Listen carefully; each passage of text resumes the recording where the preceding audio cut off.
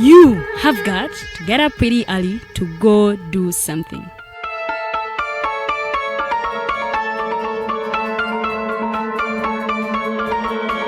We are the Alternative TikTok.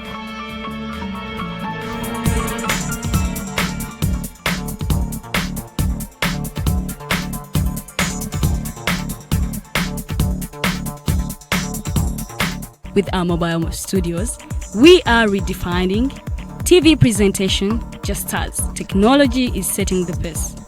We are blending our approach with fresh, perspectively designed breakfast show, The Mighty Drive, informative and entertainment show, exclusive and live interviews.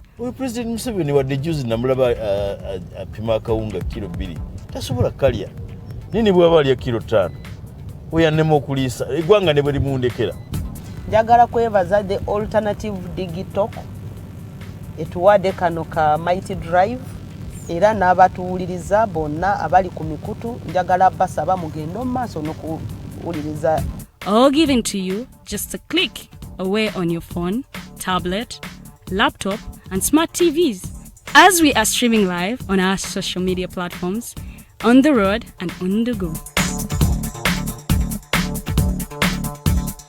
We are the Alternative TikTok.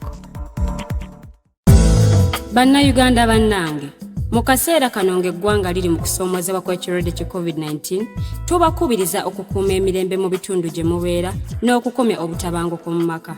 Mwewale okukwatibwa ekirwadde ki COVID-19 nga mugoberera okulungamizibwa kwa Minisitule y'ebyobulamu naddala mu kaseera kano ak'okunoonya obululu. Obubaka buno bukutuusibwako Uganda Women Parliamentary Association UWOPA ne UN Women ne buteekebwamu ensimbi aba EU Spotlight Initiative.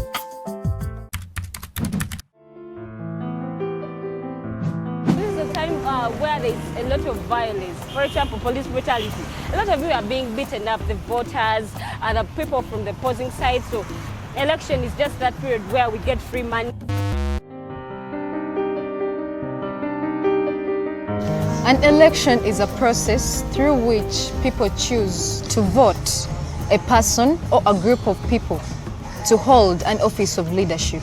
Did you know that you have the power to determine on who leads you? Did you know that your vote has the power to change your society and the country at large? Dear citizens, please vote wisely. Don't vote money, but vote issues. Dear parents, I can't make any decision. Your choice determines my future. Fellow students, exercise your right. Go and vote. Abafumbira mwese muzaze tugende tutera karuru. Abanyayuganda mwena mugende mutera karuru. Bashange face face yihule kucha hodole. Abantu nyana mujje tugende tukome. Genda olonde. Your vote. My vote. Our vote is our present and our future.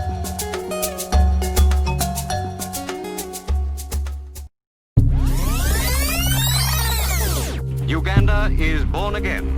Mubirabye. Mubiwulidde. And you will see what NRM means. We are going to crush those criminals. Mubyenyigiddemu. We are simply peacefully telling our people, say no to rigged elections. Ebimu mubitegeera.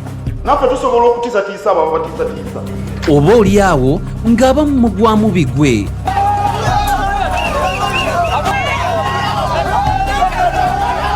Byabaffe byava ku ki? Era kyova olaba baatukolera ne constitution esinga obusiru mu nsi yonna. Bino n'ebirala birindirire buli lwa Sande okuva ku ssaawa 11 okutuuka ku ssaawa 1 ey'akawungeezi n'eyaliko Katikkiro wa Buganda Oweekitiibwa Dani Muliika ku program Eriiso ly'Omukulu ku Facebook page The Alternative Uganda.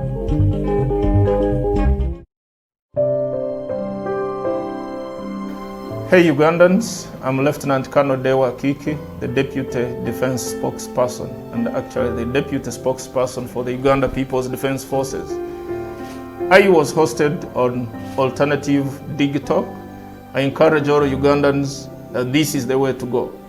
Always watch, participate, give your views and ask questions on Alternative TikTok. TikTok the way to go. The world is at a critical moment of providing innovative alternatives as a means to create change. As such, we have created a not-for-profit alternative mobile digital platform as a way to promote space for freedom of speech and expression to the unheard voices.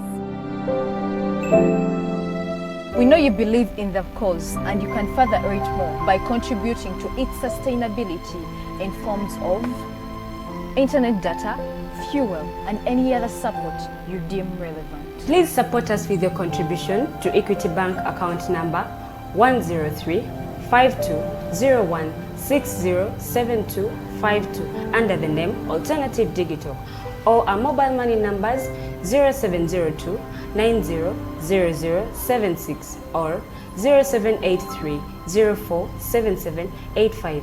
Alternative Digital, real issues, real talk.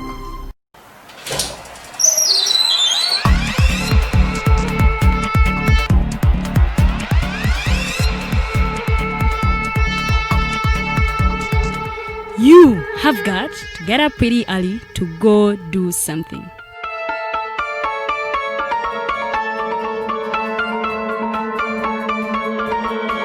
We are the Alternative Digital.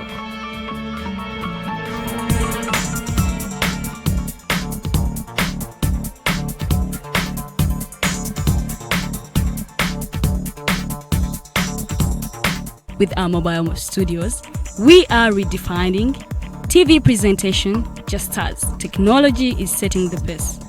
We are blending our approach with fresh, perspectively designed breakfast show, The Mighty Drive, informative and entertainment show, exclusive and live interviews. President Museveni wadde juzi namulaba apima akawunga kilo 2 tasobola kalya nini bwaba alya kilo 5 oyanema okuliisa eggwanga ne bwe limundekera. Njagala kwebaza the Alternative Digital etuwadde kano ka Mighty Drive era n'abatuwuliriza bonna abali ku mikutu njagala basaba mugendo maaso n'okuwuliriza. All given to you just a click away on your phone, tablet, laptop and smart TVs as we are streaming live on our social media platforms, on the road and on the go. We are the Alternative Digital. Abanya-Uganda bagenzi banje omubwire obu obw'okulonda karuru nitubashaba okukoma obusinge omu maka n'omu bicweka byaitu n'obujunaanizibwa bwaitu okumaraho obutabanguko omu maka nitubiijusya okwetanta ekirwe kya COVID-19 obwene mukuratira okuhaburwa kwa Minisitule y'ebyamagara. Obutumwa obu nibukwihikibwaho Uganda Women Parliamentary Association UWOPA na UN Women n'obushagi kuruga omu EU Spotlight Initiative.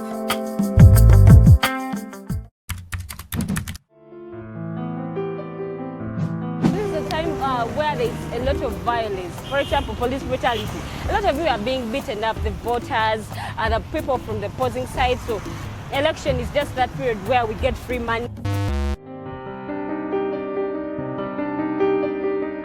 An election is a process through which people choose to vote a person or a group of people to hold an office of leadership. Did you know that you have the power to determine on who leads you? Did you know that your vote has the power to change your society and the country at large? Dear citizens, please vote wisely. Don't vote money, but vote issues. Dear parents, I can't make any decision. Your choice determines my future. Fellow students, exercise your right. Go and vote. Abafumbira mwese muzaze tugende tutera akaruru. Abanya-Uganda mwena mugende mutera karuru. Bashange face face yihule kucha hodole. Abantu nyana mujje tugende tukome. Genda olonde. Your vote. My vote. Our vote is our present and our future.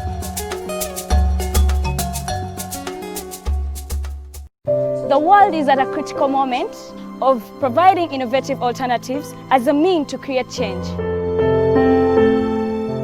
As such, we have created a not-for-profit alternative mobile digital platform as a way to promote space for freedom of speech and expression to the unheard voices. We know you believe in the cause and you can further it more by contributing to its sustainability in forms of internet data, fuel, and any other support you deem relevant. Please support us with your contribution to Equity Bank account number 103-5201-607252 under the name Alternative Digital, or our mobile money numbers 0702 900076 or 0783 047785. Alternative Digital, real issues, real talk.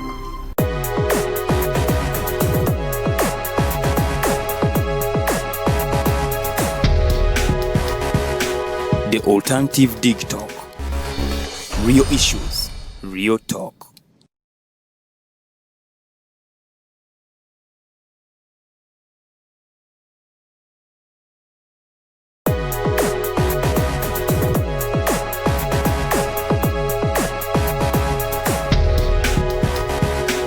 The Alternative Digital. Real issues, real talk.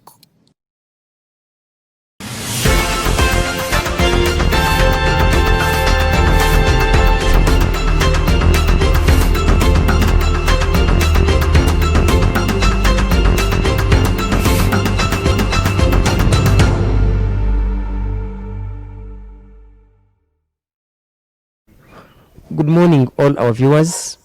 My name is Norman Tumuhimbise. We are at Professor George Wilson Kanyeihamba. Because we are trying our best to follow the SOPs, I am glad to also say there is some good space, and therefore I will look forward to getting off my mask and then can communicate effectively. We wish to thank whoever has been following us since we began all these shows, the Mighty Drive, and today's morning show is the Mighty Drive special. The last when we are closing a month, we have Professor George Wilson Kanyeihamba. He told us at the time we should call him Uncle Kanyeihamba. Uncle Kanyeihamba, good morning, sir. Good morning, Norman. Thank you very much again for keeping your word and coming this morning for a chat. First of all, let me wish all the viewers a happy, prosperous year, which we are expecting. I hope everybody had a good Christmas. I did. I was a part of my family who are here in Uganda. And I've been following events. I get the newspapers every day. I get Monitor and New Vision. I also listen to Ugandan radios and I watch TV. So I am quite abreast of what has been happening. That's too good to hear. To those of you of Professor's age, you should also pay attention onto the sequence of events. You have watched the sequence of events, Prof. Yes. And you know, like you said at that time, you are not bad, and to which bad all our emphasis and trust is into. Like Baganda say, Edisodio Mukuru, or Dugara whatever. Like I am sure you know the Luganda because you're another Musajja wa Kabaka. Another Musajja wa Kabaka. I'm saying because you are another Musajja wa Kabaka. Odi Musajja wa Kabaka. Ndikutakadie. Ya expert yampa wano. Ndi Musajja wa Kabaka. That's a good one. I didn't even know you have some actually to Luganda. Okay. So, Prof, you have been watching the sequence of events, and a lot of things have happened. And what has interested you so much this year, if I should ask on behalf of our viewers, at least now, so that we can now make a summary. What struck me most, and it is very sad, is the futility of believing that we will have free and fair elections, that democracy will prevail come next general election. The candidates who are participating in the presidential election as candidates and supporters believe sincerely that they are in a genuine exercise in which there will be change. which many Ugandans believe should occur. But the ruling party and its leadership is making clear that that will not be. President Museveni and those who support his regime are giving the impression that there will not be any change, that these actions on which the ruling party itself has said will spend billions and billions of shillings are actually only a rehearsal for him to come back to power come next elections next month. 17 days now. That is the impression you get from the newspapers, you get from the other media. And this is very, very sad. And not only sad, but it shows clear cynicism of those who govern us. I used to have a conversation with the Prime Minister, Rakana Rugunda, and his way is also not very understandable. My feeling, gut feeling, not that he said so, is that he's not very happy with what is happening. We know he's not standing as a candidate. Yeah. Elderly people of my age or older were not participating as candidates. Could it be that they have lost support, and maybe they anticipated losing, and that's why they are hiding, for lack of another word, from participating?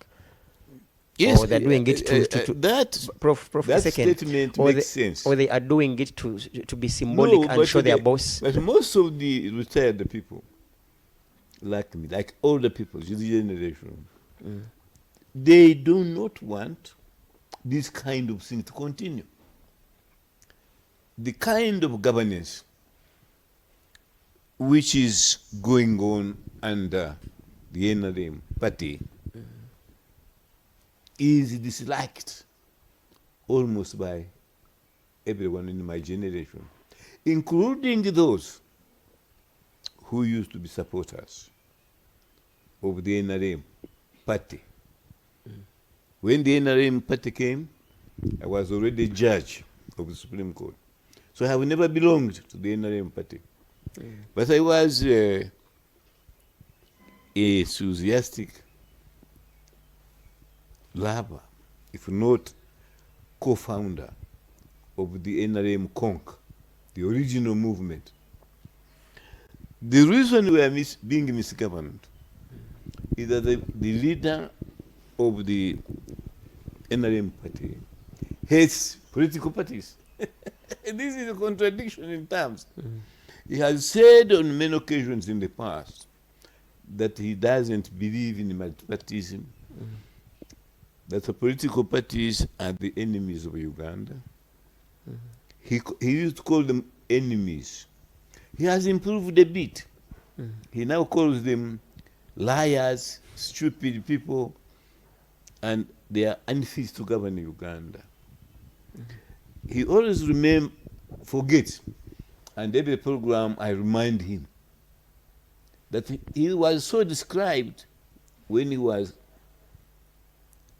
attempting to take power, which he successfully did, that we were his enthusiastic supporters.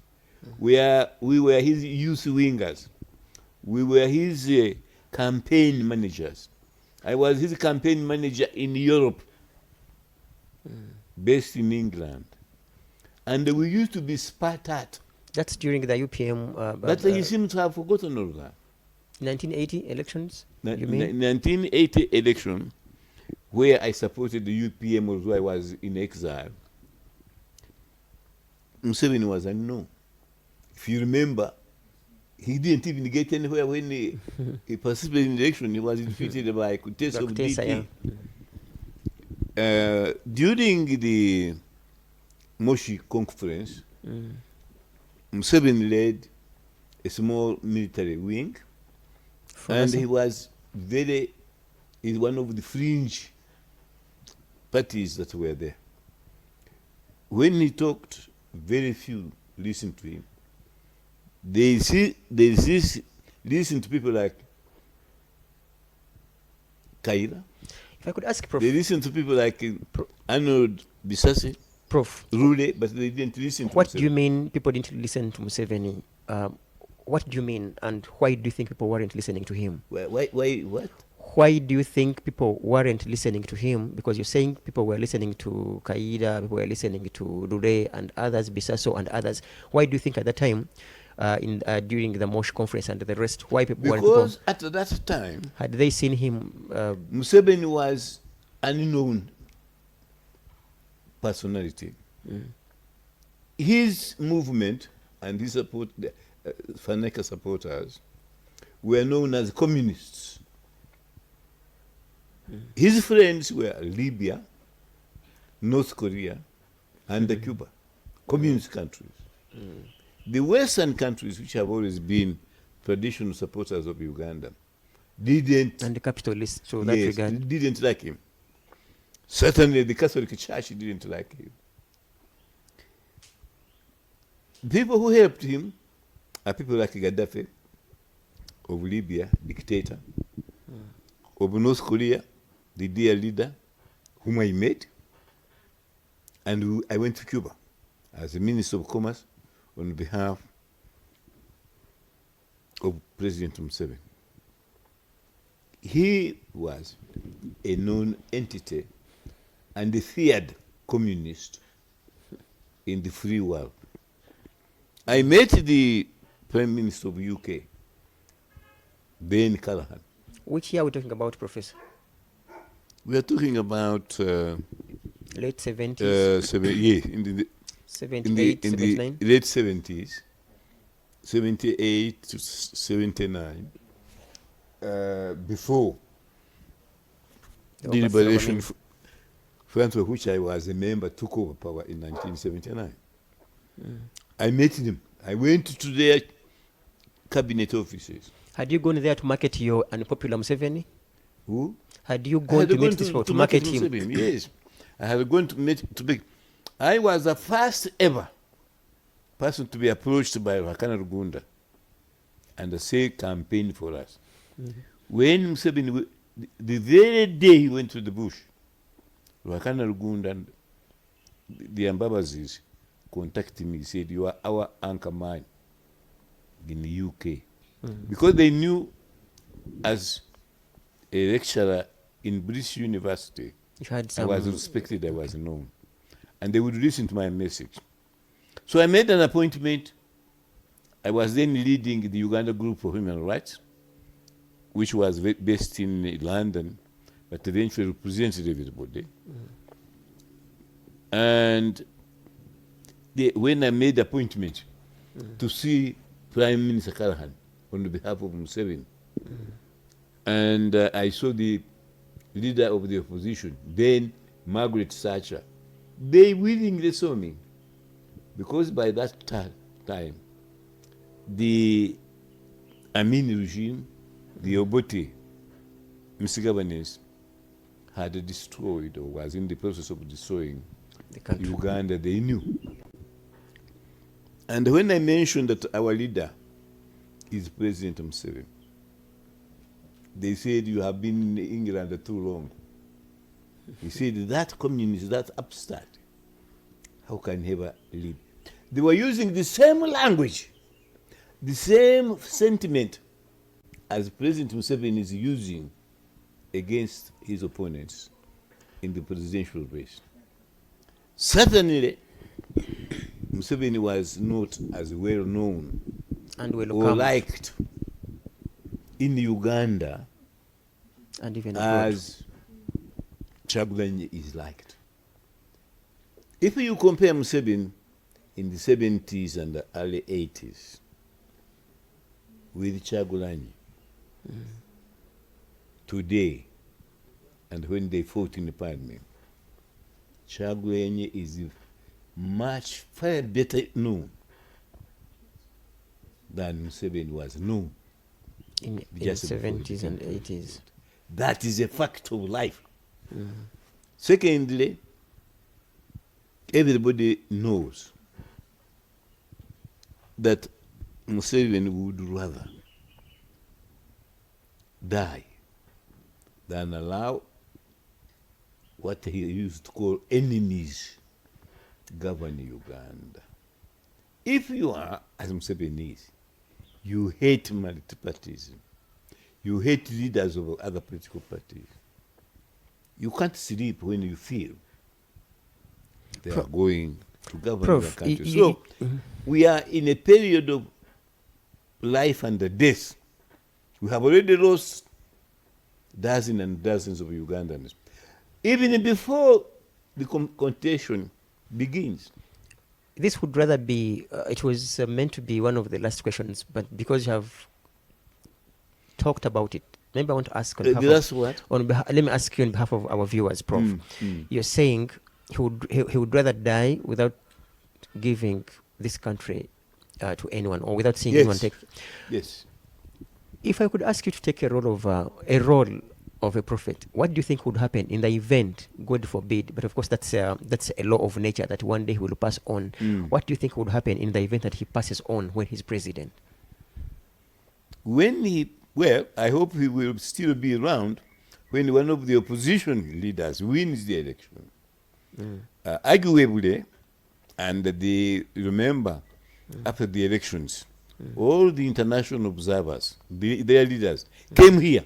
They were sitting here. Yeah. And the impression they gave me was that Kizza Besigye had won. For me, I don't have personal evidence. That's 2016. That is 2016. Yeah. In the fact that they gave me the impression, and they were led by Obasanjo of Nigeria, very respected African statesman, that they were counseling Museveni to accept and make a national government with Kizza Besigye in order to avoid civil war. Because they knew Museveni's people would not accept to hand over power to Museveni.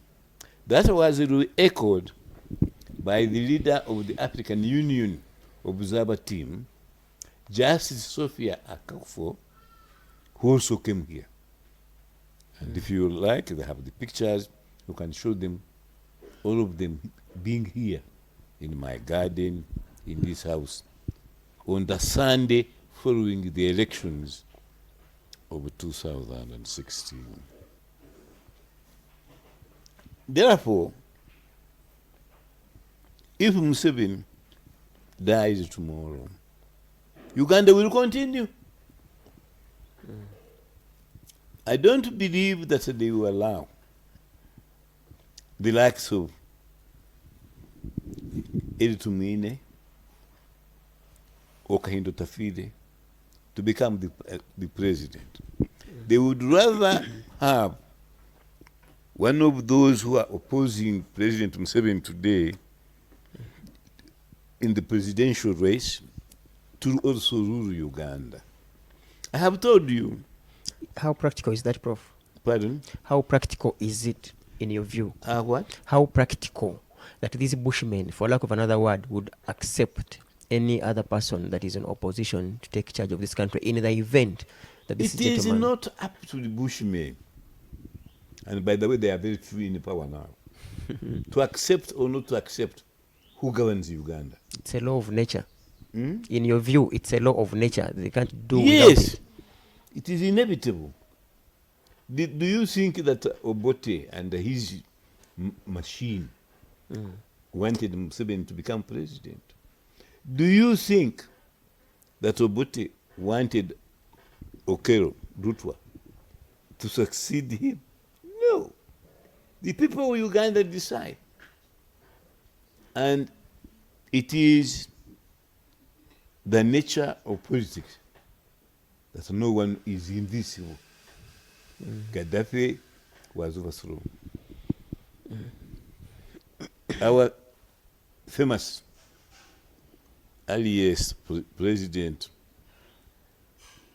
of Ghana was overthrown. The emperor of Ethiopia, whom they said was invincible, Silas, ended up in jail.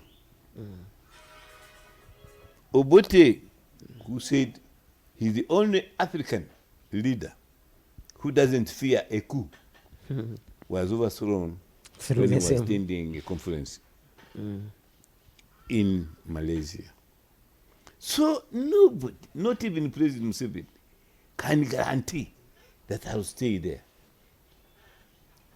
This, you see, I said last time that the President Museveni, whom I know and I loved, and I still respect, is obsessed with political power and the military might.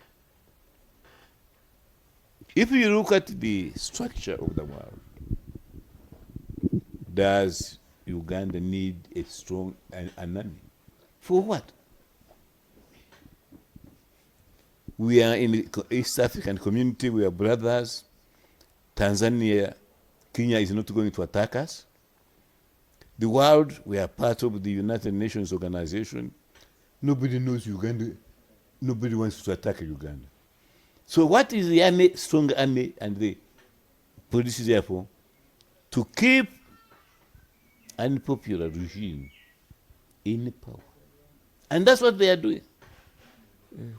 Last time I mentioned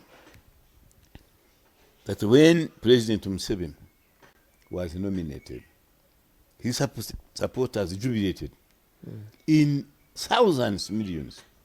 Wherever he goes, nobody counts that there are only 200 people there listening to him. They come on their own because they like him, they love him. Or he pays them to come there.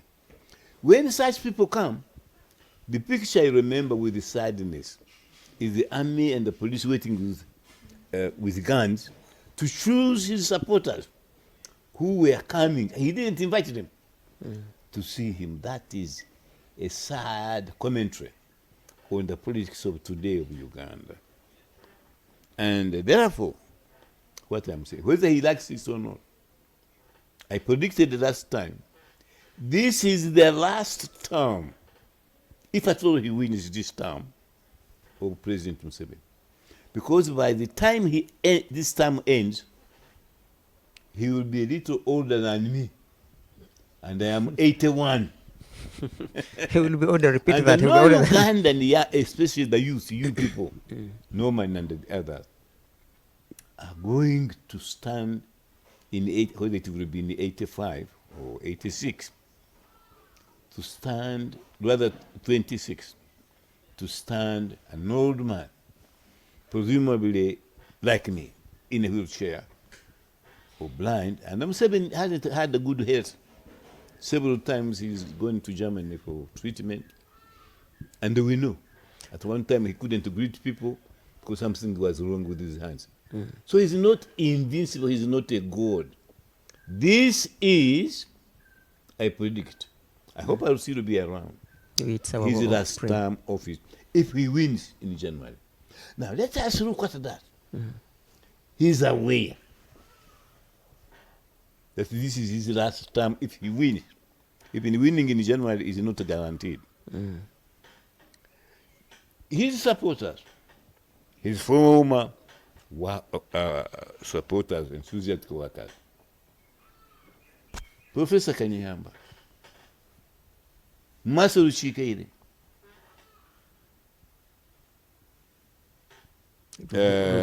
Luzindana, John Nagenda himself, recently he hinted that after this term, Museveni will be grazing his cattle in Wachitura. Now, he listens. He's a very intelligent man. If he were to say, this is really, for the first time, is my last term, which it is, we are all predicting it will be, there will be a little relaxation in Uganda. There will be peace, and the most likely, he will be elected. Archbishop Rwanga of Kampala. He seems there is no agreement in the church as a whole. But he has hinted, rather suggested, that the election should be postponed for 3 years. He didn't go further, and I was very disappointed. He should have also said, and after that should be the end of President Museveni's presidency. I wanted to ask that very question, and if I, for lack of another word, it's as if you're reading my notes. I think for me, and on behalf of the citizens, the concern that they find in Bishop Rwanga and is it Joint Christian Council, something like that, is that for him, they are proposing that the constitution be amended, and rather we add Mr. Museveni extra 3 years, which I think that is also something to do with our constitution. And as is that how you read it? That is what citizens are reading it. That's how they are reading it. And that's what even when Mr. Museveni was responding to him, he said, we cannot amend that, because he says, and I'm quoting Mr. Museveni, he said that that Mr. Archbishop Rwanga called him and they had a long conversation on phone, and he told him that it's not possible to amend the constitution again, and here provide extra 3 years for him. How Electoral Commission has invested a lot of money, so it is late for him. That is now Mr. Museveni's words. So to me, and on behalf of the citizens and people who are watching, we want to ask you, as first of all, a former justice, is that constitutional, that our constitution will be amended when we want to provide space for some of you old birds, for lack of another word? Both Museveni and Archbishop Rwanga, with great respect, are wrong. I am very surprised about Archbishop Rwanga. Previously, he was an ardent opponent of President Museveni's presidency. And I remember he supported people like Semogerere, Buganika, to stand against Museveni. Then rumor came that he was compromised because Museveni gave a lot of money to the charity the Archbishop heads. And since then, he has either been very quiet or he has suggested this ridiculous proposal that elections should be postponed for 3 years without telling us what will happen after 3 years. Now, for me, the only little thing I see in that proposal is to say, give Museveni another 3 years, and that will be the last of him. He will then retire and be replaced by another Ugandan. Prof. But now, what you have told me has alarmed me very much.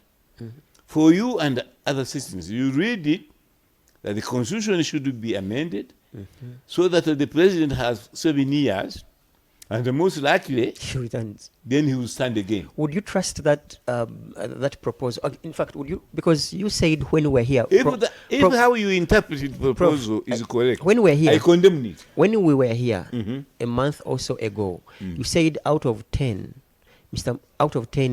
statements by Mr. Museveni, 8 are lies. Yes. Would you trust him? I don't know whether I said that. Okay. You go back. I didn't put it that way. Okay, we were saying out of 10, he lies. He lies. Okay.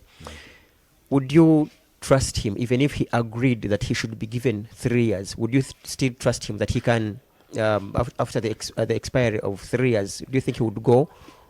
You see, he's leading Ugandans. No, 40 millions of Ugandans are not all sheep or stupid. So if he makes a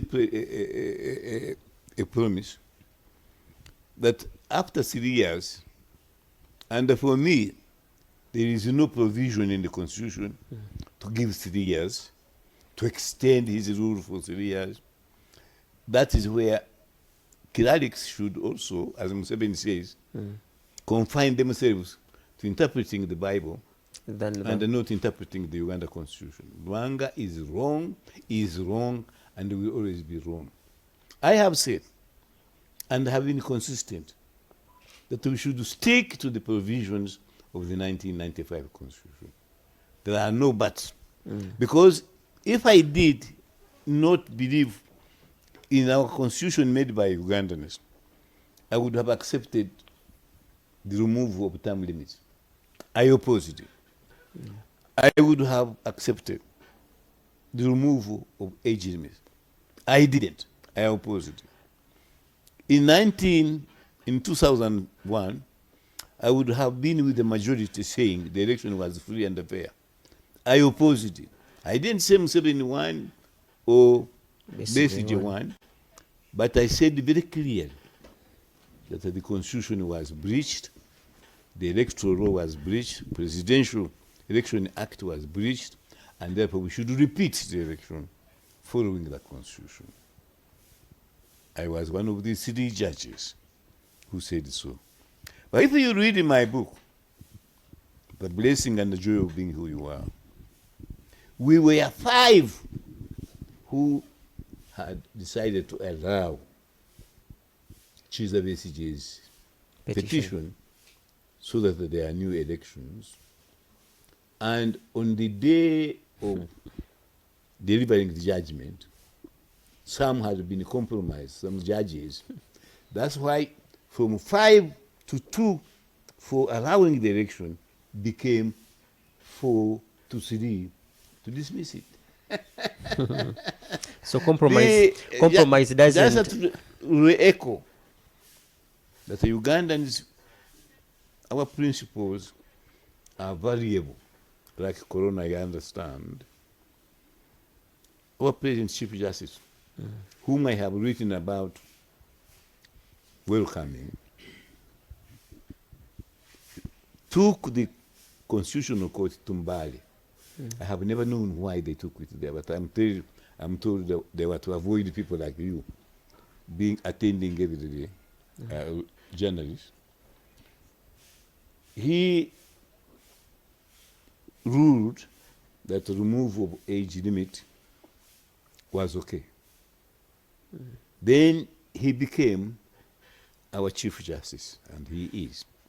And recently he's reported to have said, we were wrong to remove term limits. If you retain term limits, it is implied that you also accept the age limit. We contradict one another. I want to repeat again, some people may not have listened to me last month, what I said, that if you see the most formidable opponent of President Museveni have been either former members of the political party called Movement Party, or they have been, like me, of the original movement, or they are non-party. They were non-partisan. General Muntu, Chiza Besigye was his doctor. Tumukunde, only in the last election, he was his main agent. Then you ask yourself, why is it the people who have been closest to President Museveni are his formidable opponents today? Some people have this answer, and perhaps I should also ask you, that people like Tumukunde, we watched him when he was intercepting Amamba Bazizi rallies, and to be specific, in Fort Portal, and so many other places. Some people think that maybe these generals are also looking for a soft landing. What is your comment? That they are afraid that this thing should collapse onto them? I met Tumukunde. I was his lawyer. If you like, I can produce the file, because I never finished the case. He had come here, engaged me as his senior counsel to help him get out of the army. Then President Museveni next time appointed him. He ran and the file is still here. The Pharaoh is here physically, but he's genuine.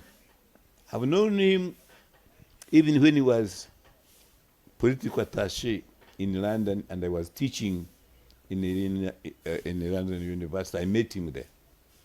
He's genuine. Most of them, all of them, Luzindana, Chiza Besigye, John Kazola, Matembe, the former Kategaya, his child friend. Mama Mbabas, I don't want to mention almost half of the today's cabinet of elderly people oppose continuity of the movement and Museveni in the power. Because we all approved the 1995 Constitution. Is it this man who comments on TV? He used to be presidential advisor. Tamale Mirundi? Or yeah. He has said Kanyeihamba is to blame. Yeah. He has already, always, is I'm to glad blame you know. He said one of the person should put entrench the term limits and why didn't he guarantee that there would be no election? My answer is simple to Mirundi. We put permanent stop on term limits. We double trenched age limit. We were unanimous in CA. Didn't Museveni and his people remove those? So even if you had said there will only be 2 terms forever, and had we put it there in black and white, that this article will never be touched, Museveni and his people would still have touched it. So it would have been a futile exercise. I'll take you back, Prof. In regards, it's some question I wanted to ask you, and for some reason I had to give you some time to elaborate on some of the things you are articulating. We see the president appoint his son, because you said appointing what? His son, in fact, reappointing his son as the commandant, special forces. Do you think it's part of the plans that he has in mind that he's yet to leave, and therefore he's preparing his retirement, for lack of another word? What do you read? Well, when he makes his son now, in fact, I think that many people who are in the inner circle are surprised. What I can see are 2 things. Before, as he was growing up, his uncle, Salem Sale Wando, advised him to become a businessman. He said, politics is not for you. And being a general continuing is not for you. I used to have other generals. 2 of them, we were together in the golf club. One time, the president hinted or said that his son would be supervisor. The LODU. Yes. Those 2 generals I was playing golf with, they just laughed. They said, this young boy is not as intelligent as his father. And when we were already senior officers, he was in nappies. We were putting him on our lap, nursing him. How can he supervise us? You remember at one time, I think he was sidelined or given another duty. Now to know that he has now been promoted again, and given one of the biggest responsibilities, proves my point that leaders don't exercise the powers given to them. Museveni is governing us. I want to ask you something, and the audience should listen. Here he has finished lunch, and his wife, who has said she's my friend, And when you read that book, Janet has said, indeed, he's pleased to be my friend. So I respect her. And often she disagrees with her husband. But her husband loves her, worships her these days. So I want to ask you something. They are sitting on a table. And Janet said, I don't like this minister, let's say of the environment or whatever. He said, his presence disturbs me in the cabinet. He's rude, and the other day he even abused me. Please, if you love me, Sack the minister. Would Museveni, what do you think he would do? He would sack the minister. Don't you remember that Museveni didn't want his wife to be a member of parliament? You remember that? And there was a delegation which went there to stop her from contesting. But she insisted becoming one. Very few presidents in the world appoint their wives ministers in their own government. But she wanted, and Museveni invited her to do so. That's why I said last month, that Kyagulanyi can be good president. Mao can be good president. Tumukunde and the Muntu. Because they are not the ones who govern alone. I want to ask the people of Uganda. Museveni has been in top leadership since the 1980s. He led UPM. He was defeated by Kutesa. And in order, he read English. If you can't defeat them, join them. So he let Kutesa join him. Made him a minister. When Semugere was very strong leader of DP, Museveni appointed him his foreign minister. And he stayed with him for 9 years. And then Museveni knew he had destroyed him, because when Semugere stood, he said, but you are part of Museveni. What are you standing for? He lost. Museveni is the cleverest, cunning politician. But he is spent. You can't lead first class for 30 years. Every day he meets somebody. Every day he meets religious leaders, ambassadors, foreign dignitaries. Every day. His head is exhausted. There is nothing more to get from Museveni. He repeats himself. He continues saying, I'll finish my program. I'll finish my... Which program can't be finished for 20, 30 years? Ugandans continue listening. But what happens in elections? It's not by love and liking that they reappoint or re-elect Museveni. It is through money, fear, and the death. Everybody fears that if I oppose him, he will kill me. Therefore, let me elect him. Is that a democracy? Does the very fear exist in the cabinet, in your view, and even parliament itself? Pardon? Does this very fear you're talking about exist in the parliament and also in the cabinet? It does. Not only that, but in the country. I have people here. I talk to them. They even visit me. At Christmas, since this corona came, they helped me to feed our people. I gave some money, and they fed the people of my area, of Kansanga and Katuso.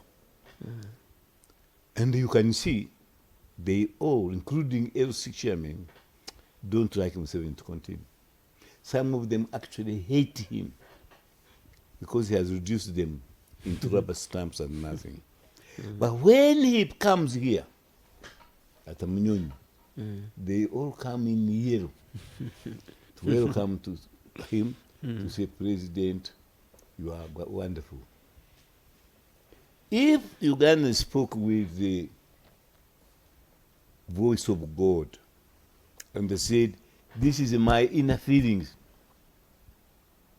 very, very few people would confess, apart from those who are benefiting from him, that I like him to continue even a day longer.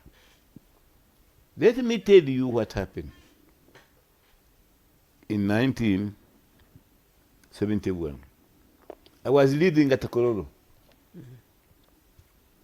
Prince Charles Drive, and Amin was also living there, a bit ahead of me. Obote went to, I think it was either Singapore. Singapore. By the time of the coup, he was in Singapore. I made a mistake. It was Commonwealth. Malaysia, but it was Singapore. He left, he was interviewed there. He said, I am the only president in Africa who doesn't fear a coup. Meanwhile, Amin and others were thinking he must leave now. Then UPC supporters, many of them are dead, I can mention them, including Odaka and so forth. They organized a welcome party. And it started on top of the hill. My late rather, I used to call him my uncle because he comes from my mother's clan, the late Ramafa. His son was for a long, long time permanent secretary in public service, but he seemed to have committed offenses there. Oh, the Ramafa who is in jail now, okay. He used to live in Kororo. So did I. And they were organizing the welcome of Obote. They donned UPC uniform. Red colors. As they were going to the airport to welcome Obote, the army said they had removed him. Most of them changed the uniform and they put on different dresses and started welcoming the army. The army now. One of them came to my residence. He said, Professor, I wasn't a professor then, Kanyeihamba, didn't you know that we have a new government? He was still wearing UPC uniform. So, when President Museveni these days comes, he is only met and supported by the army and the police. The police are beating people up. I talked to one of his advisors who thinks like him. I said, but really, I am sad. Why are you beating our people? Why can't you talk to them, advise them, instead of beating them?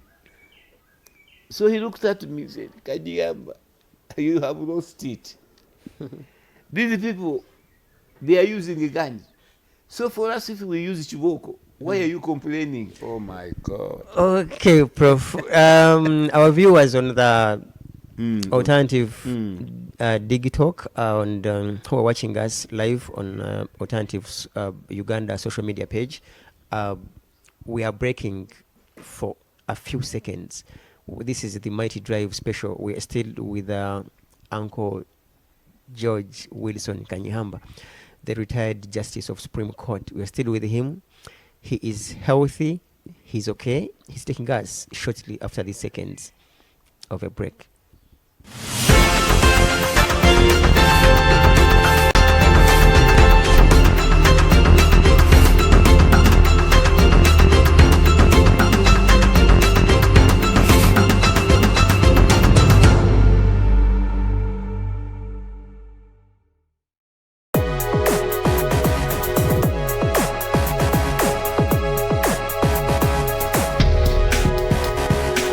The Alternative Dig Talk.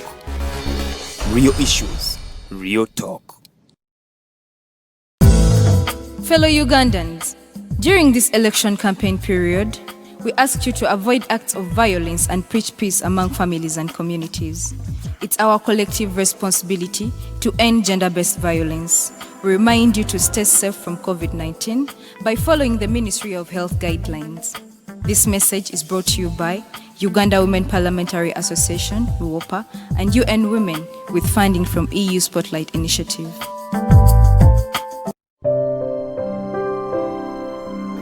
Hey Ugandans, I'm Lieutenant Colonel Dewa Kiki, the Deputy Defense Spokesperson, and actually the Deputy Spokesperson for the Uganda People's Defense Forces. I was hosted on Alternative Dig Talk. I encourage all Ugandans that this is the way to go. Always watch, participate, give your views, and ask questions on Alternative Dig Talk. Dig Talk, the way to go.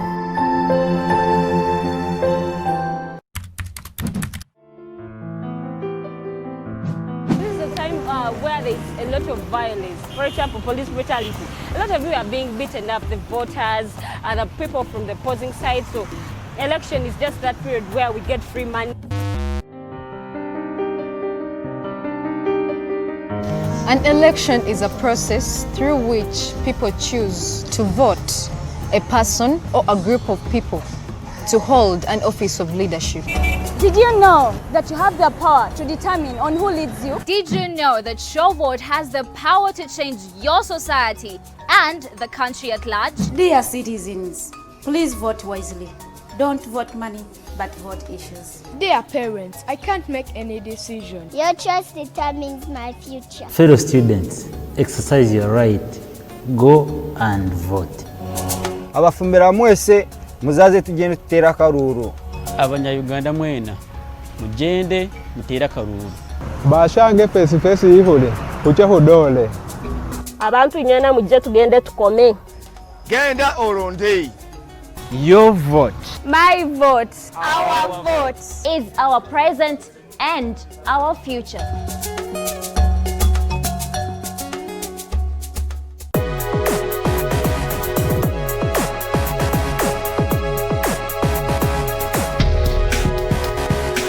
The Alternative Dig Talk.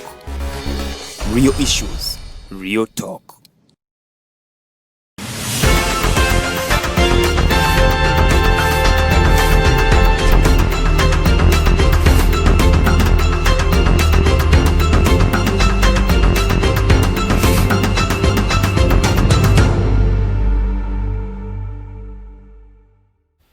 Well, we are back. Thanks all our viewers here and abroad. When you are with such an encyclopedia, even when we go for a break, for us we continue discussing some things. And that's why when we are back, you always see our smile because we're already continuing with the discussion. And to those of you who are still following us, you're lucky that sometimes we also bring back what we discuss off air and also share with you. Prof, now first of all, there is this hot and a burning question. We have for so many occasions interacted with a former Buganda Katikiro, Danny Mulika, who for some reason shares the same mind like you have when it comes to how this country has been buried democratically and others. But he disagrees on a few issues which I want you to clarify on. Because you were, first of all, a draftsman. Yes, of the Uganda Constitution. There is not a single one word. One of the best draftsmen in this country, because that's what people say. And we were trained.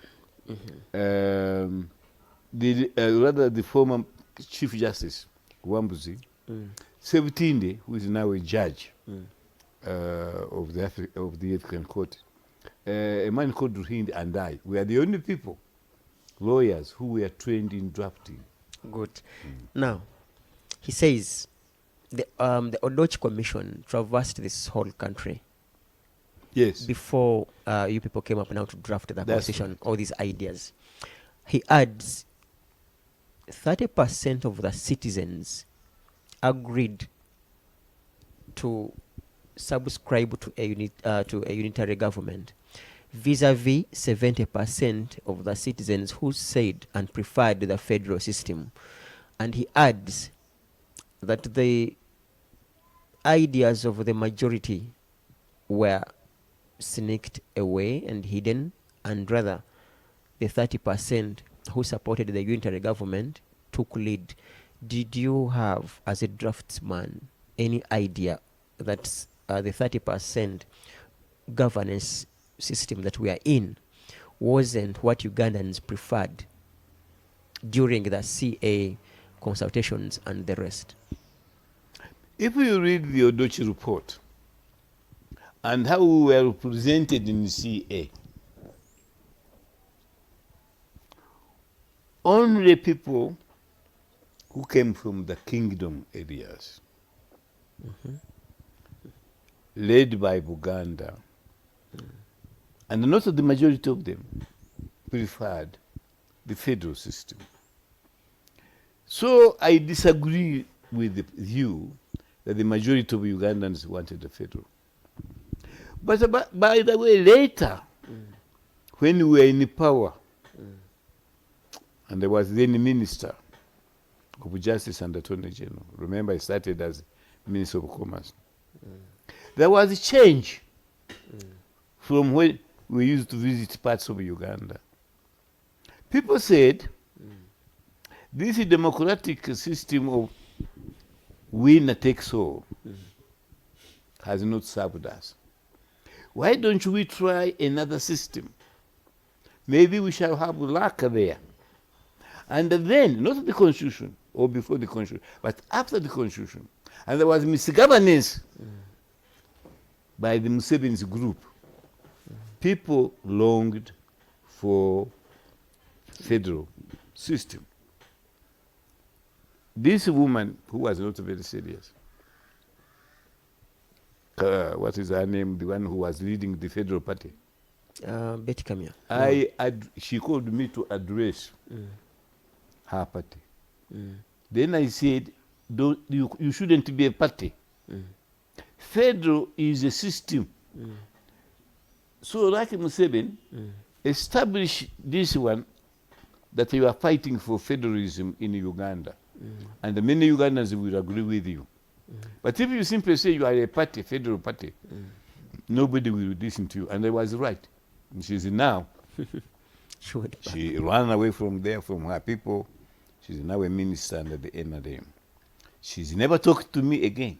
Since she invited me, she came to this house twice to convince me to tell people to embrace federal party. That is a part of our problem in Uganda. When people become big as she has become, they forget their friends. Kanye used to come here and to say Museveni is the worst leader we ever had. But when she became a minister, she said he's the best leader we have ever had. This is the problem with the politics in Uganda. Okay, we are having an emergency of a second break. Yeah, a second break, just a few microseconds. We're coming back shortly. Don't go away. We are here still with the Prof. Kanyeihamba. In a second, just don't go away. 1 second.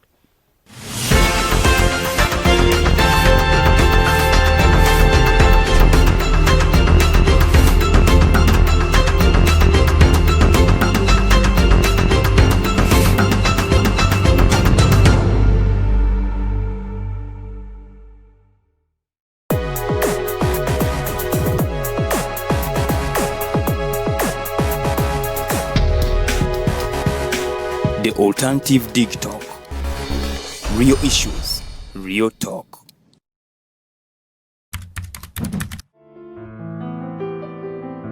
This is a time where there is a lot of violence. For example, police brutality. A lot of you are being beaten up, the voters, the people from the opposing side. So election is just that period where we get free money. An election is a process through which people choose to vote a person or a group of people to hold an office of leadership. Did you know that you have the power to determine on who leads you? Did you know that your vote has the power to change your society and the country at large. Dear citizens, please vote wisely. Don't vote money, but vote issues. Dear parents, I can't make any decision. Your choice determines my future. Fellow students, exercise your right. Go and vote. abafumbira mwese muzaze tugende tutera akaruru. Abanyayuganda mwena mugende mutera akaruru. Bashange face face yihule kuche hodole. Abantu nyana mujje tugende tukome. Genda olonde. Your vote. My vote. Our vote. Is our present and our future.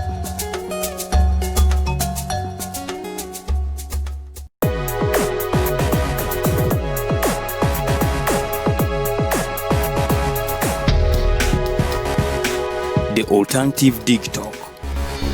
Real issues, real talk.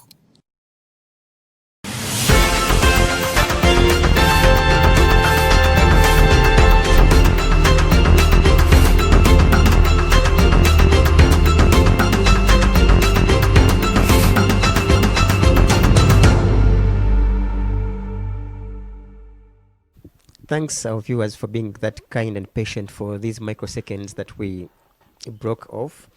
But of course, we are still here on the Mighty Drive. This time, it's not a drive. We're seated in Professor Kanyehamba's home as he deliberates on a few things of national importance.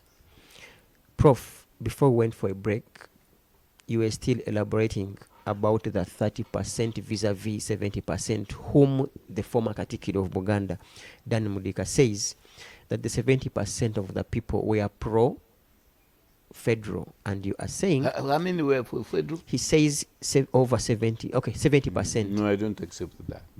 I don't, with great respect, I disagree with the former Katikiro of Buganda for two reasons. One is historical.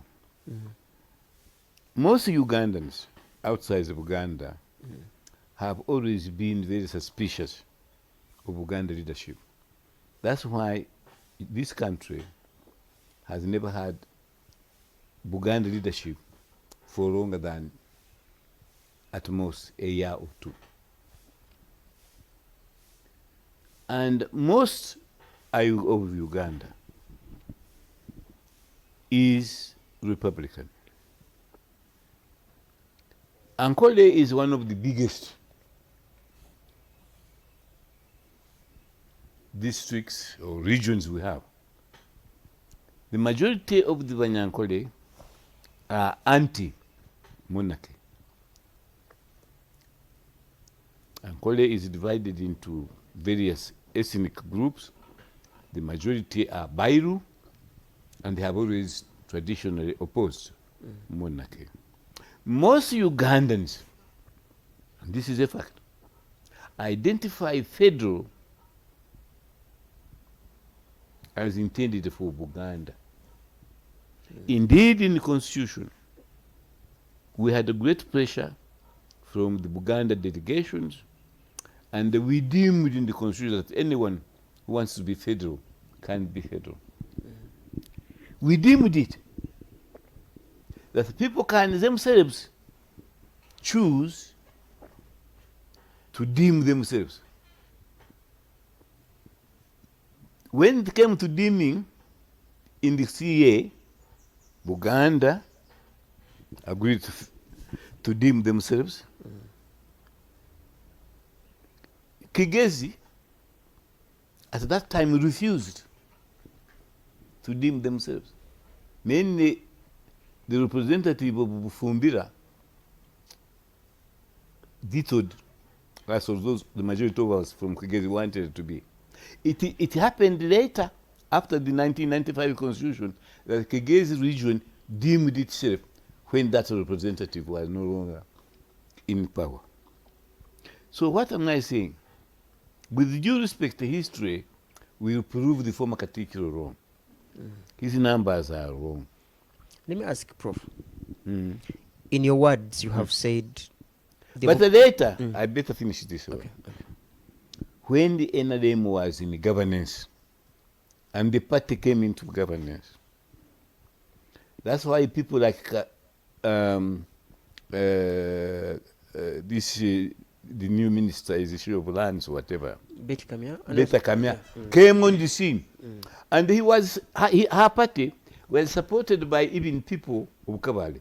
The former chairman of the Kabale district became a federalist, and he was attending her party. Many Acholi people, Langis, they met me at that meeting which she had called to support federal.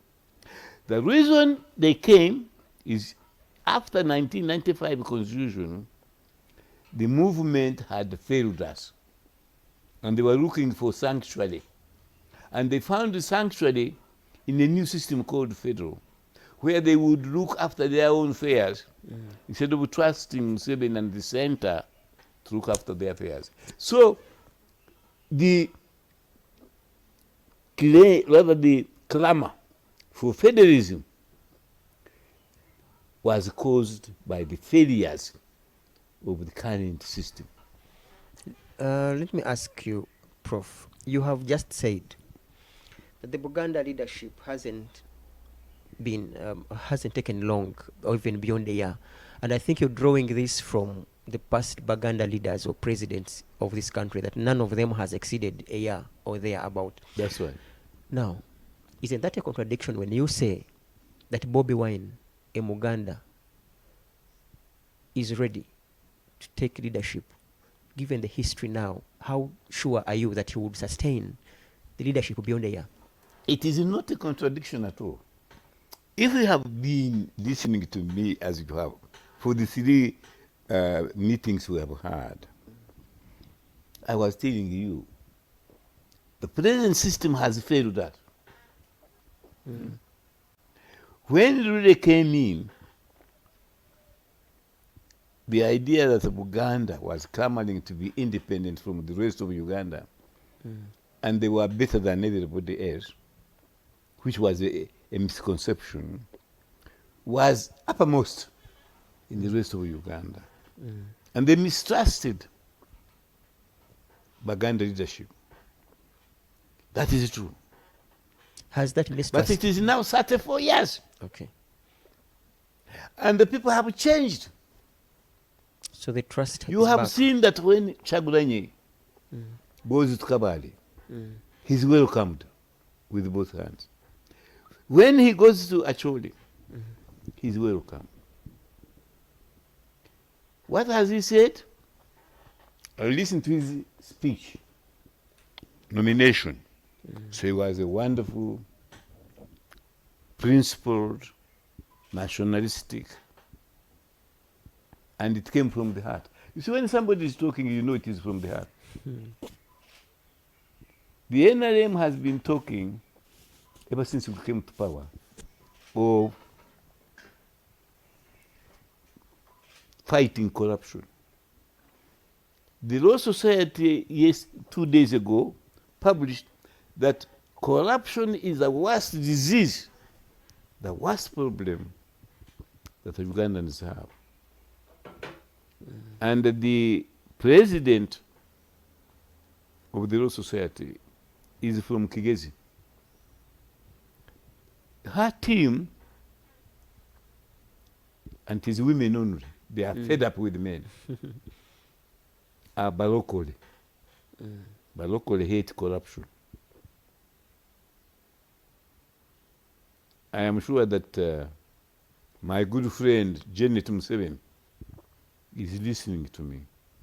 By the way, I never call her First Lady. When I was in Parliament, we were in Cabinet the first time. One minister said, the First Lady has said this and that. And Museveni was very angry. He said, why do you call my wife First Lady? Has she got anything that other women don't have? She will be First Lady in her own right if she wins political power. But she's Mrs. Museveni. Today, if you don't call her First Lady, even Museveni will not be very happy. This is how we have changed, my friend.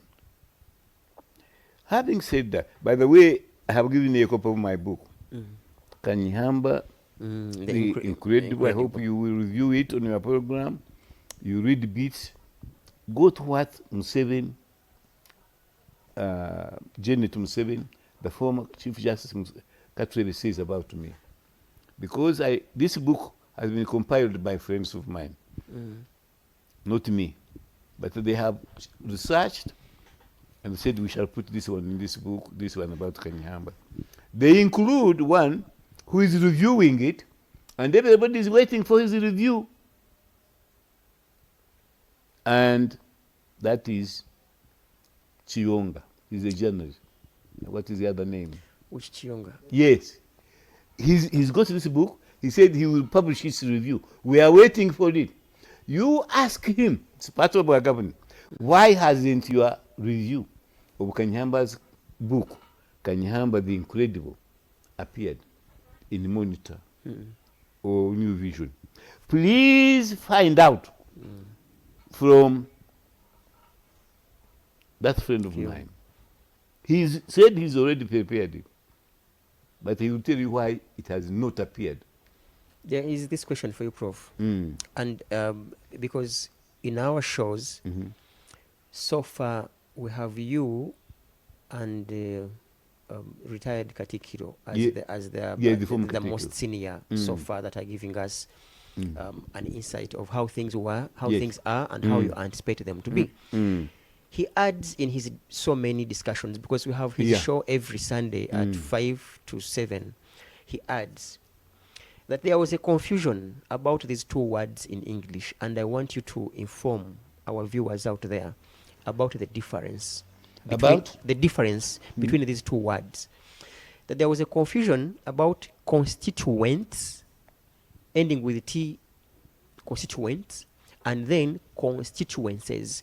And his idea was that the indigenous nations, that's let's say Buganda, Chigezi, and others, he talks of 15 indigenous nations that were the ones that made Uganda. And therefore, the 1993 or about 94 CA delegates were meant to represent constituents, the 15 indigenous nations, so that we come up with a constituent assembly. But rather, for some reason, for lack of another word, wiseacres, and in quotes, changed from a constituent to constituencies that rather are being represented by parliamentarians, and this is what he calls gerrymandering, getting a few 50,000 people, they have an MP, and then they do not represent the nation as Buganda, as Chigezi, as Karamoja, and others. What's your take? That is absolutely not true. I have been there as a citizen since I was born. I was born in August 1939. I'm now 81. I have started my 82nd. But I have been a student of Uganda politics, of the Constitution, all my life. I don't know what credentials the former Katikiro has, but that is absolutely not true. The Odochi Commission went throughout the whole country to counties, municipalities, and the barazas, finding out from the people what they wanted the Uganda to be governed with. And one thing they discovered was that Uganda want to make their own constitution. They are tired of the army coming in, putting in a new constitution, the Obote Pigeon constitution, the constitution of independence. Then they said, we want to make our own constitution. Not as the Kirgizians, Baganda, Banyankole, but as Ugandan citizens, free-born. And they said, we don't even trust the present leaders who represented kingdoms and districts. We want you to divide us in smaller units so that every Ugandan can have a say on the making of the constitution. They didn't want to be represented by Buganda, Ruchiko people, or Kigezi district representatives. No, they wanted to elect their own small representative. That's why it's wrong to say that there was a misconception. We said there shall be parliamentary constituencies and constituent assembly constituencies. Constitutional constituents, rather assembly, will be smaller unit of the people. That's the constituency now. The Constituency. The word constituency means division you represent. Whether it is a division to be represented in the parliament or a division to be represented in the assembly. Then a constituent, the one that ends with T. The word constituency, that's a constituency. Yes. Constituency. Let's say, like you would so say. There were two types of constituencies when we were making the constitution. The parliamentary constituency, which were districts based at that time, and assembly constituencies, constituent assembly, yes, which were smaller. Of the two, which is smaller? The constituent assembly were smaller. That's why we have so many delegates. And the constituent assembly, rather constituent, constitutional constituency was represented by a delegate. Parliament is represented by an MP. The former article, unfortunately, has confused the two. They have two distinct constituencies. So the constituent assembly when we went to be elected in the constituent assembly constituency, many members were members of parliament already, but they went to be elected in their smaller constitutional constituency to come and make the constitution. And the sole purpose of that constituency just do parliament was to be a delegate, go there and be elected to make the constitution. And then finish there. And whoever wished to come back me would now contest and some delegates, including the representative of Soka, delegates, we were of the view, and we put there an amendment that those who are making the constitution in the constituent assembly should never stand as members of parliament. They should be disqualified for the first parliament from being members. Then you can make the constitution dispassionately, objectively, without looking at your interests. We put their emotion, we were defeated. Those who were delegates, wanted also to be members of parliament when it comes. And most of them stood for They parliament. came back. It was against my... So the Manya Mushegas of this world and others. So for me, and those delegates who were of my view that we are making the constitution, we should not benefit by it, never stood for the 1996 parliament in the parliamentary election. You inclusive? Me inclusive. I didn't stand. That's when the president invited me, or rather persuaded me, to be a judge of Supreme Court. No. My constituency was taken by the late Abel Rendeide from my constituency. Let me ask you, Prof. You talked of... So, on that issue, with all due respect, the former Attorney General of Uganda is wrong. And I can stand on that one with confidence. Okay. You have just said that citizens... Oh, just to end that story. We put in the constitution that Buganda, other kingdoms, and even Republican districts, as they were called, they can deem themselves, and they say the Buganda region, the Kigezi region. Would they have powers? We put it in the constitution. We say that representatives, the parliament, which will emerge after 1995, can consult their people, and the people decide as a whole that we want to be one region. None has ever done that, except the Kigezi, by the way, and a few others. Because in Buganda, the elected representative of the people under the constitution realized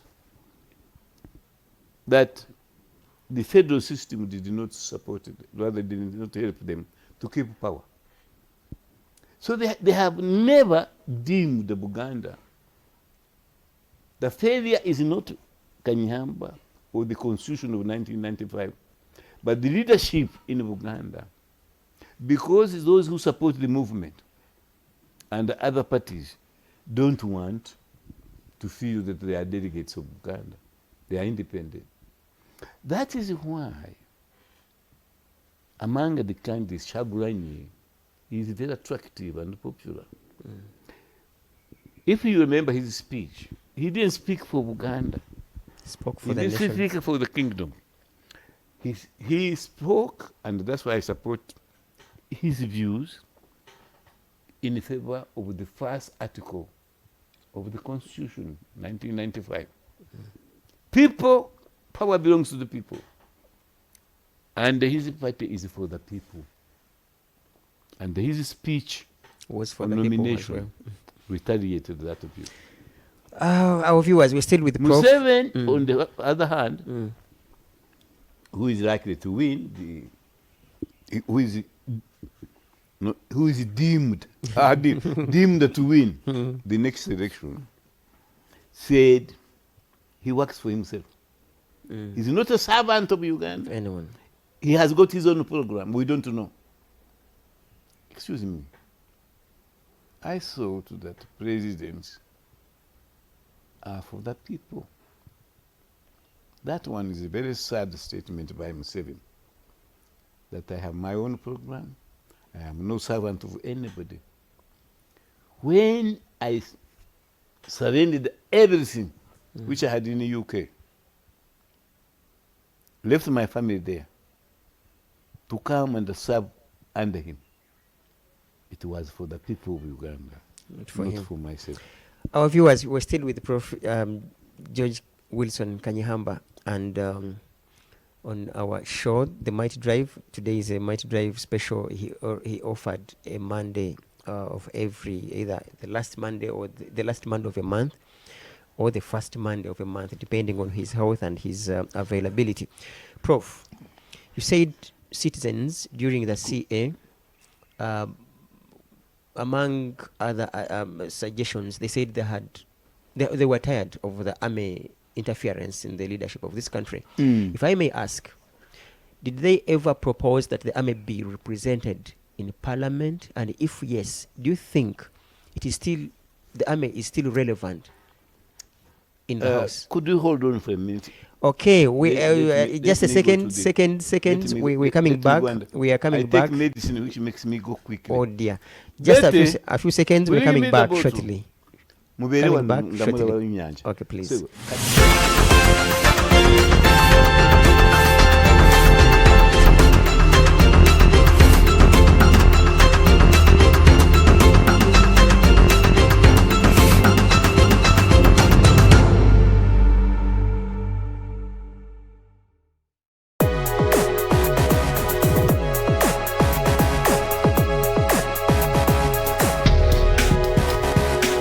The Alternative Dig Talk.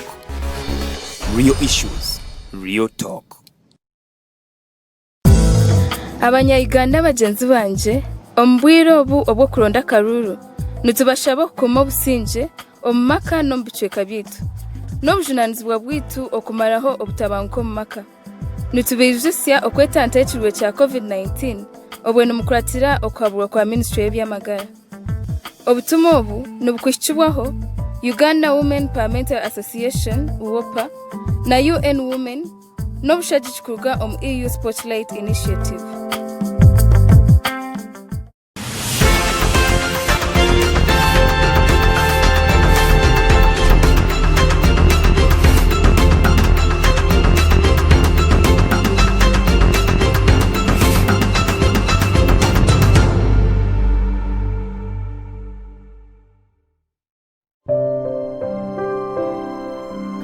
Hey Ugandans, I'm Lieutenant Colonel Dewa Kiki, the Deputy Defense Spokesperson, and actually the Deputy Spokesperson for the Uganda People's Defense Forces. I was hosted on Alternative Digitalk. I encourage all Ugandans that this is the way to go. Always watch, participate, give your views, and ask questions on Alternative Digitalk. Digitalk, the way to go.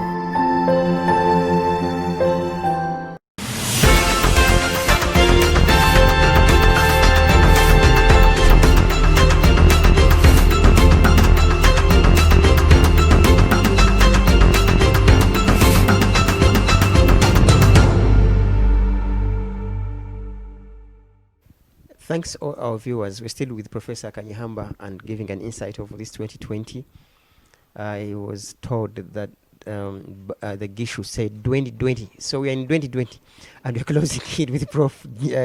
George Wilson Kanyeihamba. Before we went for a health break, Prof, I was asking you on behalf of the citizens and whoever that is watching us here and abroad about the relevant, on whether the citizens proposed that the army be represented in Parliament, and if yes, do they still serve their relevancy being in that house?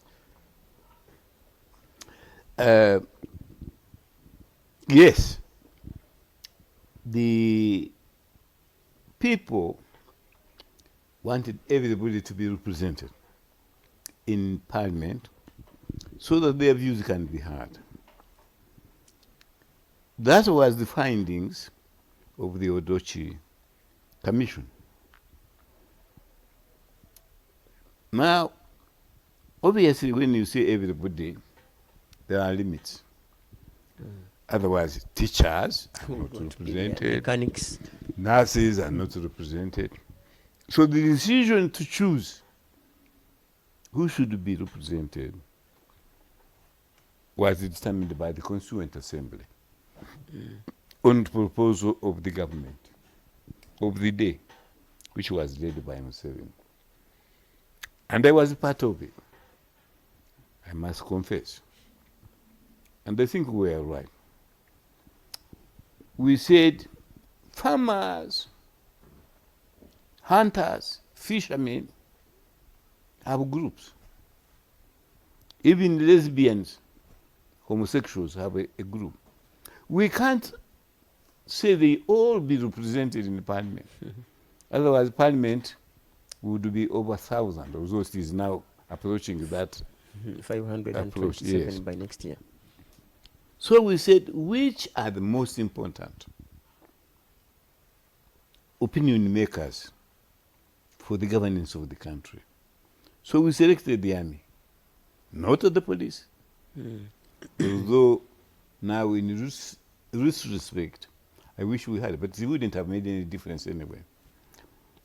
The army, the disabled, the youth, the women, the workers. I think those are the groups we chose. Then we said each shall be represented by either 5 or 10 representatives elected by their own group.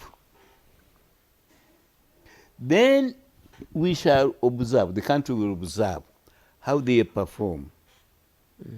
They, after 10 years, they will have achieved the objective of representing their special interest. Then Parliament will consider abolishing those special groups. That is in the Constitution. But those groups, through their influence, and because in practice, when they elected them, the NRM controls the electoral colleges, they always support the NRM. So it has been the interest of the NRM, not the interest of to the abolish groups it. in any case. So they have continued under the NRM. I am hoping that when another party comes into power, or another group of Ugandans come into power, they will have said these should have been reviewed 10 years ago.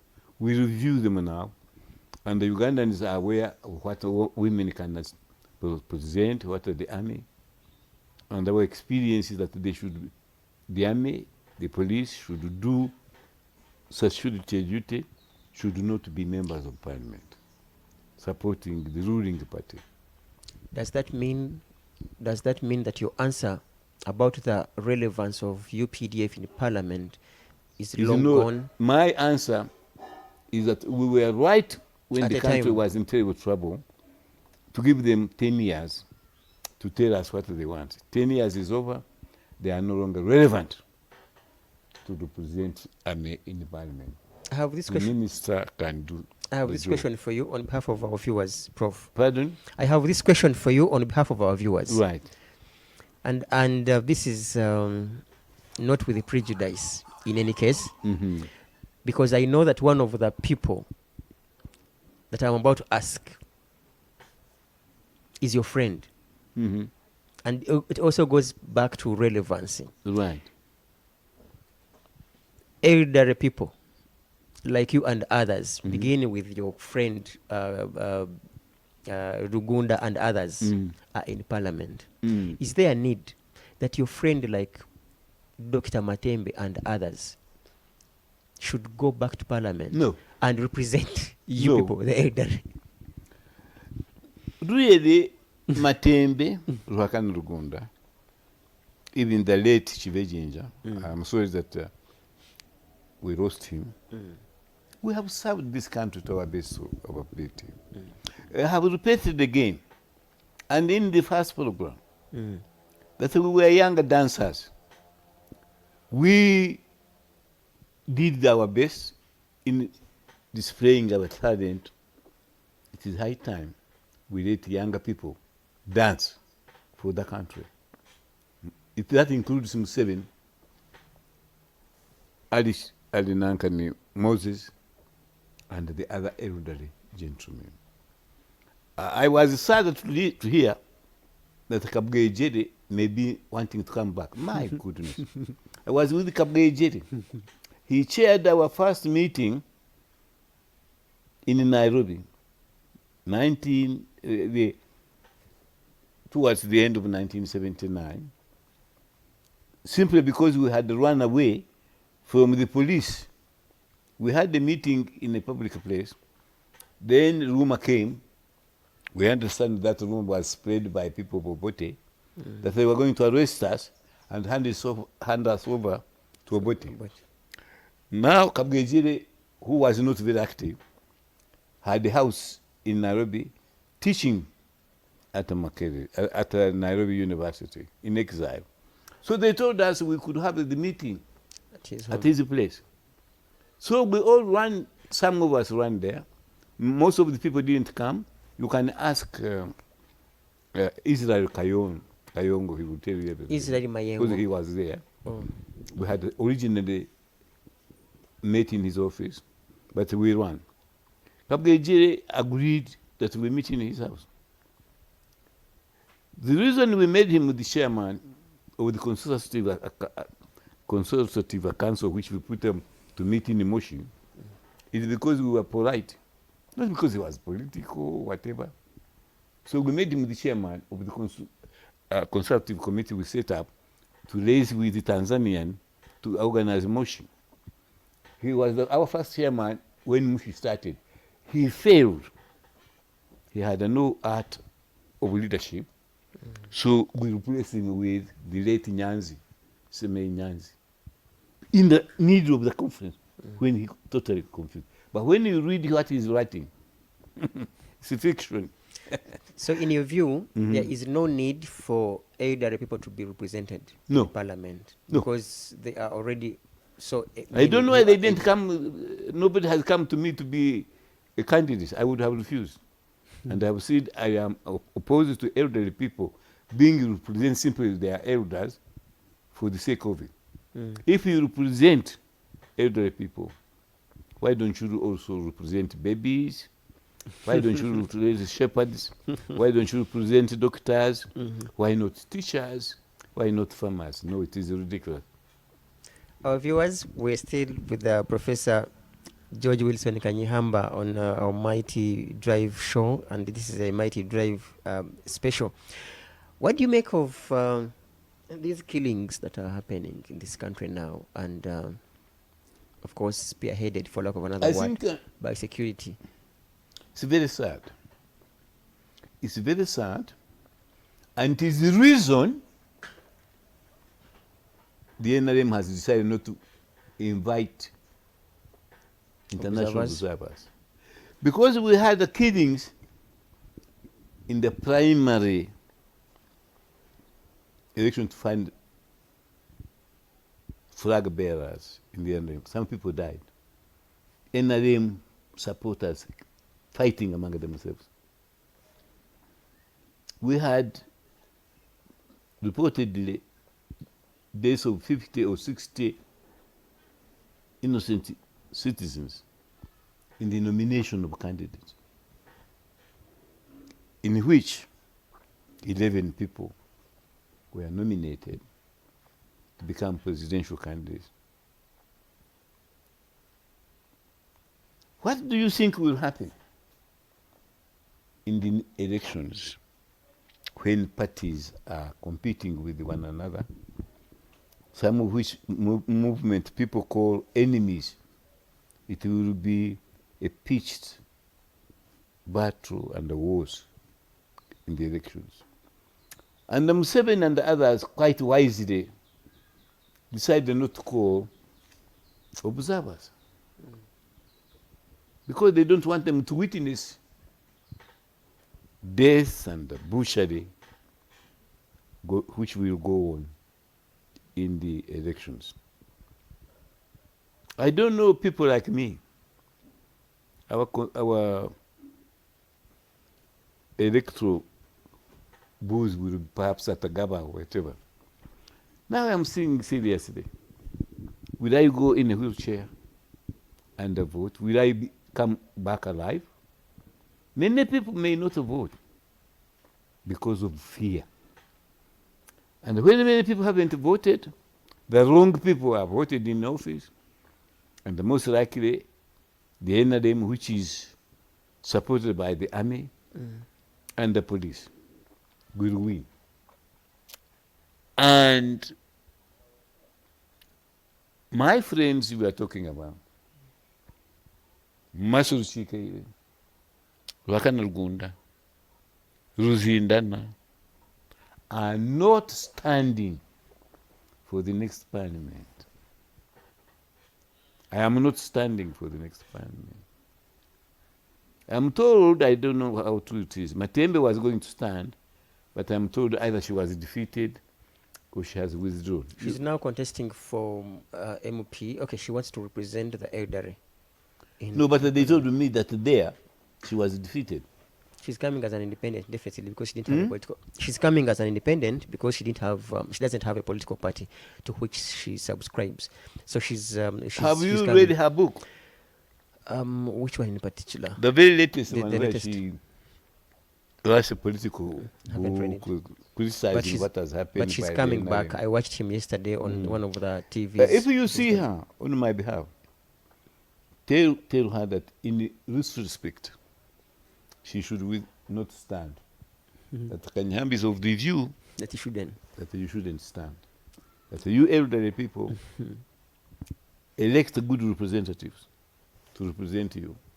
Okay. But don't start. You have danced. You dance well. Matembe danced very well. And it is high time she stood aside for others to dance. Let me ask you, Prof, with what is happening in this country, if you were Kadaga presiding over that house, what would you do as parliament? Kadaga, I like her, by the way. I used to respect her. I used to call her my lawyer when I was a judge of the Supreme Court. She was in practice. She's a good woman. But when she and Oranya, who also I respect, I think he's a former student of mine, instead of going to Parliament to campaign and they be elected as Speaker or Deputy Speaker, they went to State House to lobby for office. They lost the respect of many Ugandans. You are a servant of Parliament, not of the President. She has served very well. In many cases, she stood up to NRM authority. She defended, as I did, the so-called 4 rebels who had been expelled from the movement. She did very well. But later, she got a bit sick, became a bit weak intellectually, and now really, in the last few months of the last parliament, of this parliament, she became a mere cadre. Once people deem you a cadre, and you sympathize only with the ruling party, but you have the caliber and intellect of Dr. Miriam Matembe, you say it is high time I stopped. So, like Kadaga, rather like Matembe, Kadaga has served us very well. It's a with the distinction. It is high time that after this parliament, she doesn't stand again. Which is hard because she's already contesting and most likely she'll come back to parliament. If I may ask, your friend Nicholas Opio was arrested with other 3 lawyers. Allegations are that, I mean, in regards to money laundering, what's your take? Do you think it's another mean by the state to intimidate civil society? I don't believe in the charges like an ordinary citizen, unless I have seen them in black and white. He stood some years ago to oppose a very corrupt and corruptible leadership of the Law Society. You mean Nicholas? Nicholas, yes. And he was thoroughly defeated, not because we didn't want him as lawyers, but because State House intervened on the behalf of his opponent, who later the president nominated to be a member of the Judicial Service Commission, contrary to all expectations and belief of the people. Now, the reason they used, and I wrote an article about it, was that he was defending people who had been alleged to be homosexuals or lesbians. So they said because he was supporting those people, he was also a homosexual. An absurd accusation. I wrote an article. I said, so whenever you defend somebody who's charged with a crime, you are a criminal. Now, I respect lawyers who have stood against the government, the police brutality. Opio you are talking about is a very fine human rights activist and lawyer. And he has defended many citizens whose rights were violated. I don't believe that he was in money laundering. But maybe the people he represented who claimed their rights had been violated may have been involved. But as I have told you, he was being accused of being homosexual because he represented the people rights who happen to be homosexuals. Good. So I don't believe the story, but I am glad to say that the new law society, the new leadership of the society, composed entirely by women who call themselves Barokole, have come out openly and opposed his arrest and detention.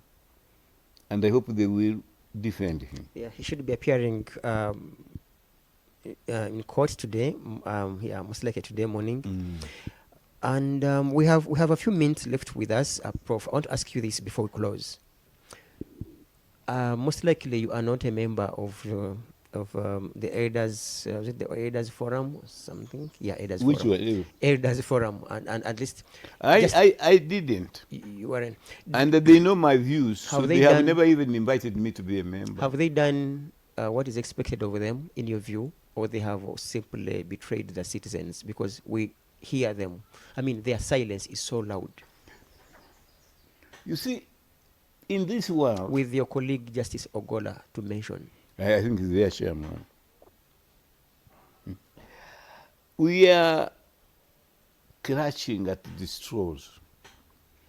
If Parliament has failed us, the police has failed us, the clergy, the army is failing us, the cabinet has failed us, what can elders do? It's yet another Kwango. I play Scrabble, and the other day I beat my opponents by writing the word Kwango because they thought it was a sugar name. But it's English. Kwango. N-Q-U-O. Now, what have they done? Apart occasionally they meet, perhaps have a cup of coffee, they issue a statement which every time the NRM holds in contempt, nothing happens. So the Elders Forum, desirable as it sounds in theory, is a known entity in practice. And I would respectively advise them to dissolve themselves and empower politicians who are still strong and young, like General Mishamuntu, Tumukunde, Amuliat, Mao, and the one who has come to see me many times, Chagulanyi, to take on the mantle and the fight misgovernance and the corruption in this country. Okay, Prof, in your closing remarks, I have this question, and kindly, I would ask that you be precise. Do you think this process will lead into anything close to free? Which process? The electoral process.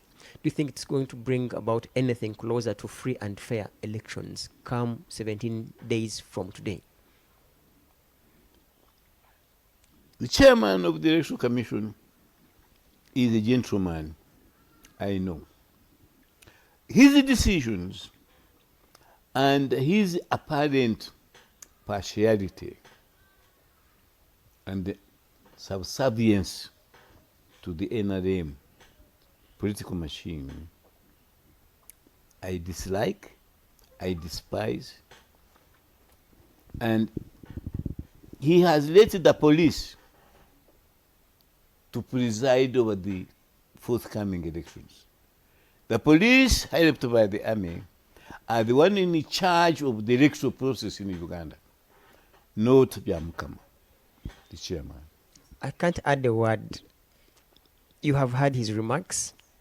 Have been Norman Tumuhimbise, on behalf of the entire crew, Jeremiah Arnold Mukose Kato, Nabukera Teddy Tenjo, and Bikobere Farida, and Musitwa Elizabeth. We've been at Professor George Wilson Kanyehamba's home, and either last Monday of a month or the first Monday of a month, we are with him as he gives us an insight of a whole month. Thanks, Prof. Thank you very much, Norman. We're so humbled to have you, and we pray that you live longer to continue sharing with us your words of wisdom. And we pledge we'll be back here soon than later. May God bless all of us and bless the entire nation. We wish you a happy new year from me. Most likely we'll be catching up next year from me, but the rest of the crew tomorrow will be on. Please continue watching and following the Alternative Digital Talk, but also following all our shows, because we shall be having other shows in this coming new year. Thanks, Prof, once again. You haven't talked about my book, which only came out 2 days ago. Professor launched this book just 2 days ago, you said? Yes. 2 days ago, Kanyeihamba, The Incredible. And this book is in all bookshops in town, Aristoc, Uganda Bookshop, Mokono Bookshop, you said. And it's out there. I haven't read it. He has just given it to me. I think it's my Happy New Year a gift. And it's out there. You could get the book, read through. As you know him, he's one of the best authors in this country. His books never let any reader down. His books are good and good to read. So we ask citizens to look for this book. And we shall also, as we return, give a few insights about the book. Can I say something? Yes, very please. Quickly to correct. I am not the one who has written this book. I think it has been compiled. You can mention them. This book has been compiled by one, Margaret Businde, Michael K. Buwembo, Derek Chionga, Julius Babiesiza. That's right. They have gone to my writings. They have heard what people say about me. Museveni is there, Ruhakanurgundi is there, what they have said about Kenya. Because I said, don't accept a man what he says about himself, but to see what other people and his family say about him. So this book is about what other people say about my you. family, my friends say about me. Good. May God bless all of us, and most importantly, protect Professor Kanyeihamba to live longer and continue sharing with us. People, we can't add a second. Bye.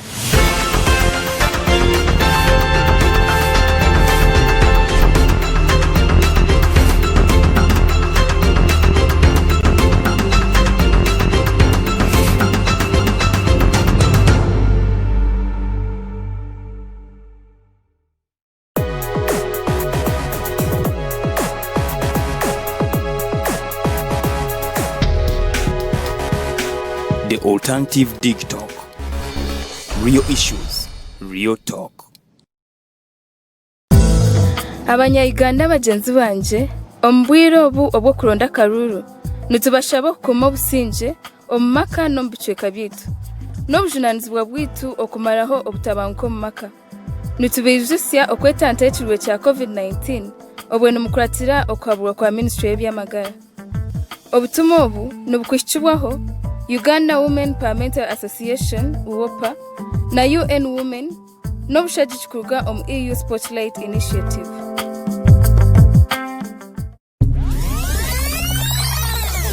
Uganda is born again. Mubirabye. Mubiwulidde. And you will see what NRM means. We are going to crush those criminals. Mubyenyigiddemu. We are simply peacefully telling our people, say no to rigged elections. Ebimu mubitegeera. Naffe tusobola okutiisatiisa abo abatiisatiisa. Oba oli awo ng'abamu mugwamu bigwe.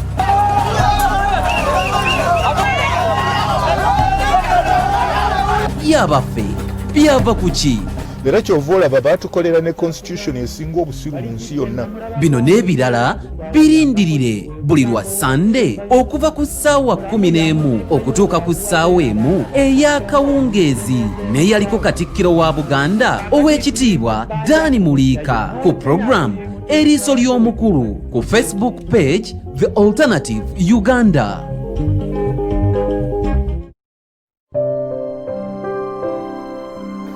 Hey Ugandans, I'm Lieutenant Colonel Dewa Kiki, the Deputy Defense Spokesperson, and actually the Deputy Spokesperson for the Uganda People's Defense Forces. I was hosted on Alternative Digitalk.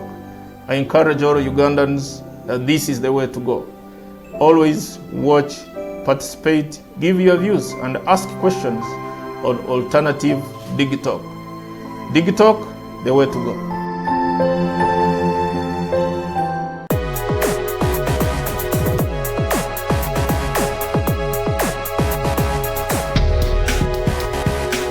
The Alternative Digitalk. Real issues, real talk.